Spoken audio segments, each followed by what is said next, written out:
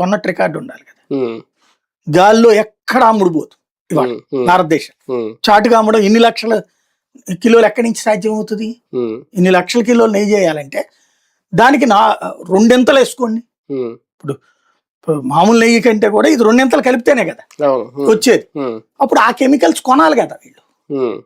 అది కొన్నప్పుడు సదర్ కంపెనీ ఉంటది కదా, ఏ కంపెనీ నుంచి కొన్నారు. ఇప్పుడు ఈ సిట్ లో వీళ్ళు చేసిన పని ఏం లేదు. ఏ ఫ్యాక్టరీ దగ్గరికి వీళ్ళ పేర్లు చెప్పారో ఆడికి వెళ్ళి వాళ్ళు ఏమేమి కొన్నారు అన్నది రాసుకొచ్చారు ఇన్వాయిస్. వాళ్ళు దాంట్లో పామాయిల్ కొన్నారు లేకపోతే అవి కొన్నారు అని రాశారు. దాంతో కలిపి కెమికల్ అయిపోతుందని రాసేసారు. దాన్ని ఎట్లా ఎస్టాబ్లిష్ చేయాలో తెలియదు రేపు పొద్దున గ్రౌండ్ లో. అటు మూడిటితో కలిసిపోతే నెయ్యి తయారవుద్దని ఎక్కడ ప్రపంచంలో లేదు. అక్కడ వీళ్ళు కొత్తది కనిపెట్టారు. అక్కడ నెయ్యి అట్లా దొరికేటట్టయితే అన్ని షోరూమ్ లో అదే పెడతారు కదా అన్ని వాళ్ళు.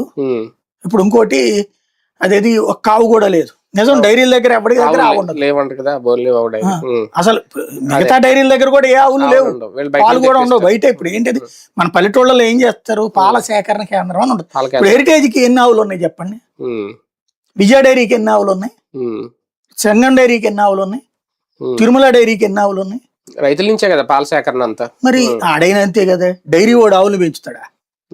Simple logic. ఇంత నెయ్యి కొంటాం, తిరుమల తిరుపతి దేవస్థానం ఆవులు పెంచట్లే ఇప్పటిదాకా. ఇంత నెయ్యి